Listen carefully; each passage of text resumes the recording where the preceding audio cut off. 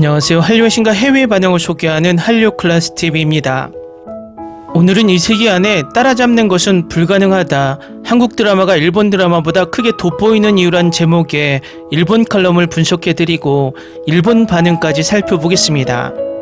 오늘은 지난주 넷플릭스에서 가장 인기 있는 드라마 순위가 공식적으로 나오는 날입니다. 지난주까지 전세계 4주 연속 비영어 1위에 있던 참교육은 2위로 물러나고 또 다른 히트작 김부장이 1위를 승계받았습니다. 자세한 순위는 바로 전 영상에서 전해드렸으니 궁금하시면 그 영상을 시청하시면 됩니다. 일본에서도 참교육과 김부장은 꾸준히 인기를 끌고 있고 1위를 유지하다가 연상호 감독이 총괄 프로듀서를 맡은 일본 드라마 가스인간에게 1위를 내줬습니다. 하지만 가스인간은 일본에서만 1위에 오르고 있고 평점 또한 6.7점으로 낮아서 전세계 12위로 탑10 안으로 들어오긴 힘들 듯 보입니다. 아마도 조만간 다시 김부장의 1위 자리를 내줄 듯 보입니다. 일본에서도 김부장은 엄청나게 이슈가 되고 있는데 인기를 대변하는 기사 제목이 있습니다. TV를 떠났던 일본 남성들까지 매료되었다라는 제목입니다. 이렇듯 K드라마 참교육과 김부장이 2연속으로 일본을 강타하자 다시 K드라마를 분석하는 기사들이 올라오고 있는데 지금까지 K드라마 인기 요인을 분석한 일본 기사를 분석해보겠습니다. 일본 프레지던트 온라인에서는 한국 드라마의 인기 요인을 이렇게 분석하고 있습니다. 왜 한국 드라마가 전 세계적으로 인기를 끌고 있을까요? 내 인생을 바꾼 한국 드라마 2016년에서 2021 저자 후지와키 쿠니오는 한국은 2006년 이후 케이블 방송국이 연이어 등장해 이전과는 다른 야심찬 작품을 만들어내는 기반을 갖추고 있다. 일본은 스폰서를 고려하는 드라마만 제작하는 것과는 기획 능력 차이가 크다 말하며 한국 드라마는 처음부터 세계 시장을 겨냥해 제작된다. 국책 지원도 있어 일화당 제작비가 일본 대하 드라마 수준이거나 그 이상인 경우도 흔하다. 때문에 영상 퀄리티와 스케일이 압도적이다.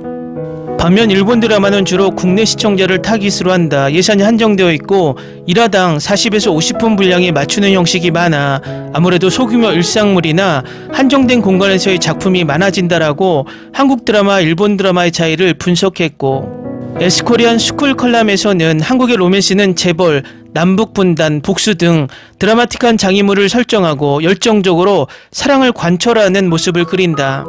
희노애락이 확실하여 시청자에게 강한 카타르시스를 느끼게 한다라고 분석하며 일본 연애 드라마는 일상의 연장선에 있는 섬세한 감정이나 말로 다 하지 못하는 여백과 침묵을 소중히 한다. 특히 사건을 일으키기보다 시선과 분위기로 조용히 곁을 지키는 사랑을 그리는 경향이 강하다라고 덧붙입니다.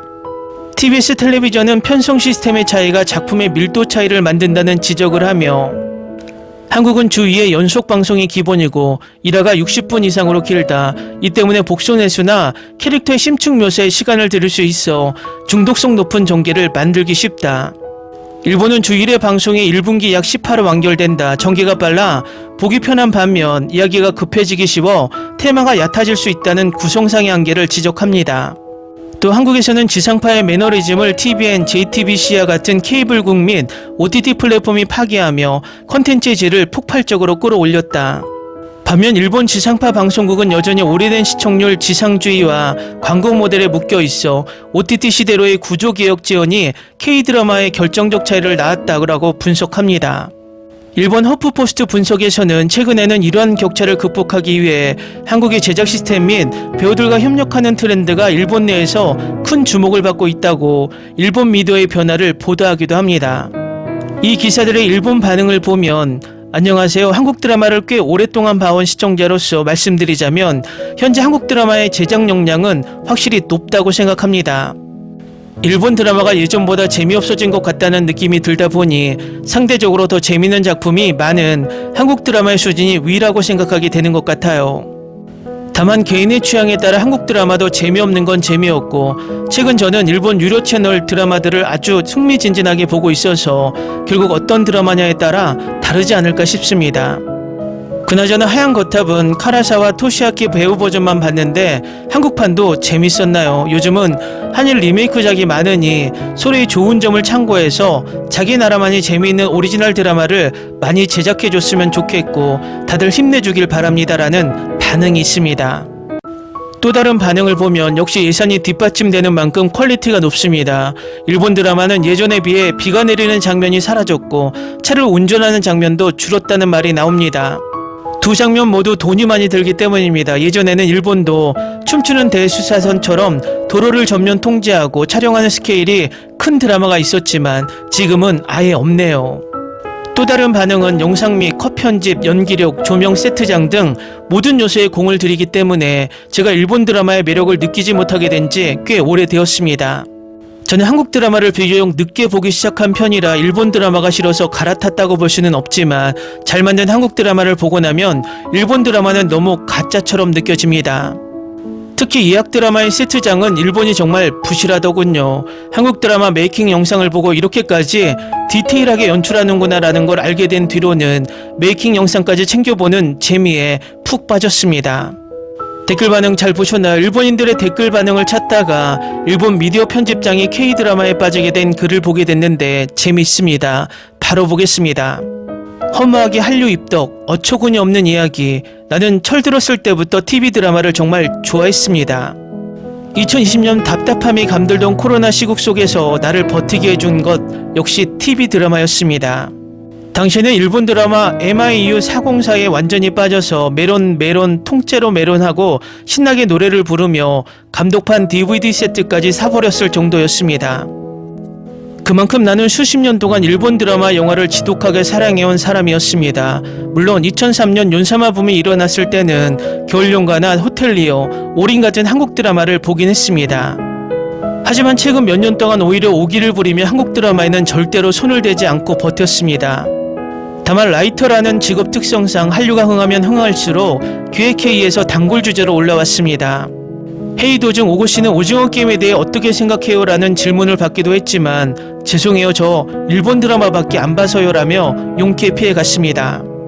라이터로서 39 리뷰 기사 좀 써주세요. 하지만 한류의 파도는 내 상상 이상으로 거대하게 나를 덮쳐왔습니다. 2023년 1월 평소 신세를 지고 있던 웹진 편집부로부터 39이라는 한국 드라마가 지금 화제인데 리뷰 기사를 하나 써줄 수 있냐라는 의뢰가 들어왔습니다. 결국 내 신념을 구체적인 업무 일의 형태가 가로막아선 것입니다. 오고씨 씨가 써줬으면 좋겠다고 콕 집어 부탁한 일을 거절할 수는 없었습니다. 영상도 예쁘고 확실히 예전보다 퀄리티가 대단히 높아졌다고 생각하긴 했지만 덕질을 할 정도로 빠지지는 않았습니다. 오히려 1회당 70분이 넘는데 총 12회라니 참 길다라고 생각했습니다. 그래도 한드 치고는 짧은 편이지만 그런 내 후기를 한드 덕후 지인들에게 이야기했더니 이런 답이 돌아왔습니다. 넷플릭스 끊었으면 무조건 사랑의 불시착부터 봐야지. 돈을 진짜 아낌없이 쏟아부어 만들어서 그 압도적인 스케일감 하나만으로도 볼 가치가 차고 넘쳐라고. 나는 기본적으로 남이 추천해주면 일단 경험해보는 타입입니다. 그래서 속는 템 치고 보기 시작했는데 개미지옥이었습니다. 아, 이게 말로만 듣던 입덕의 늪이구나. 그 유명한 불시착 늪. 남들은 유행이 시작된 지 3년이 지나 이미 다 빠져나온 그 늪에 나 혼자 뒤늦게 진흙탕 싸움을 하듯 허우적거리며 깊숙이 빠져버린 것입니다. 하지만 세계적으로 데이트한 작품답게 사랑의 불시착은 정말 위대했습니다. 무엇보다 북한군인 리정혁을 연기한 현빈이 어찌나 멋지던지 그 뒤로 시크릿 가든, 눈의 여왕, 내 이름은 김삼순을 미친듯이 정주행하며 이제 저도 한국 드라마 좀 압니다. 다만 여기서 꼭 짚고 넘어가고 싶은 게 하나 있습니다. 오랫동안 일본 드라마를 맹목적으로 사랑해온 일두부심이 있던 나는 한국 드라마에 입문하면서 스스로 두 가지 규칙을 정했습니다. 첫째, 아무리 한 대에 빠져도 일드 시청 개수를 줄이지는 말 것. 실제로 지금도 매 분기 15편 정도는 챙겨본다. 둘째, 한국 드라마가 훨씬 더 재밌네라며 일본 드라마를 깎아내리거나 비교하며 품평하지 말 것. 애초에 두 나라는 드라마 제작 환경도 투자 자본의 규모도 완전히 다릅니다. 어느 쪽이든 재미있는 작품이 있으면 지뢰 같은 작품도 있기 마련입니다. 게다가 컨텐츠는 보는 사람의 주관이 크게 작용하니까 한국 드라마는 이렇다, 일본 드라마는 저렇다라며 주어를 너무 크게 잡아 일반화 오류를 범하지 말자고 다짐했습니다. 나 자신과의 그런 약속을 꿋꿋하게 지켜온 지 어느덧 1년 반이 흘렀고 내가 본 한국 드라마는 총 30편이 되었습니다. 눈 깜짝할 사이에 한 대의 최신 트렌드나 배우들의 계보에 대해 어느 정도 썰을 풀 수 있을 만큼 마니아가 되었습니다. 물론 지난 20년간 한 길만 파오신 대선배 덕후님들의 비할 바는 아니지만 말입니다.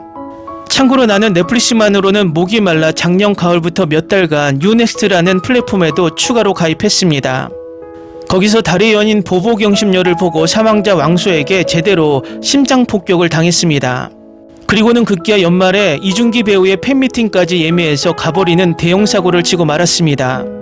현장 분위기가 어찌나 황홀하던지 들어가기 전보다 정확히 100만 배는 준기 배우에게 더 깊게 빠져서 기어 나왔습니다.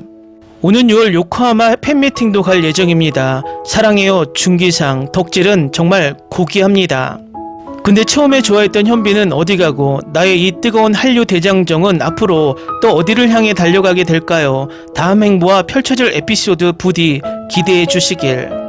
글 잘 보셨나요? 아마도 이 일본인뿐만 아니라 전세계 많은 시청자들이 이런 식으로 K드라마에 빠지지 않을까 추측하게 됩니다. 앞으로도 전세계 시청자들을 만족시키는 K드라마가 많이 제작되어서 팬들이 더 많이 증가하길 바랍니다. 재밌게 잘 보셨나요? 여러분의 구독, 좋아요, 댓글, 알림 설정은 영상 제작에 큰 힘이 됩니다. 이 영상을 보신 모든 분들 항상 대박 나시고 행복하시길 바랍니다.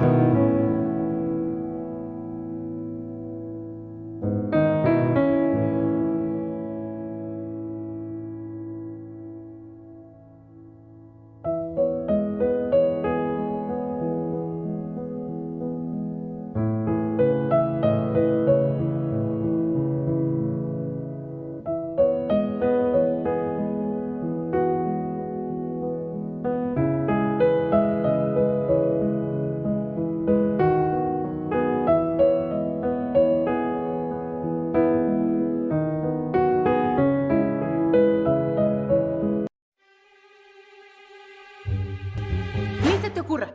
Olvida el ganso y los tomates. No hables de las ballenas. No es un acuario. No actúes como tonta. Sé que eras una genio. ¿Sí? No vayas a presumir, a la gente no le gusta eso. Y no digas cosas sin sentido. Y bueno, ¿terminamos? Hasta pronto. Abogada, tengo mucha curiosidad por conocerla.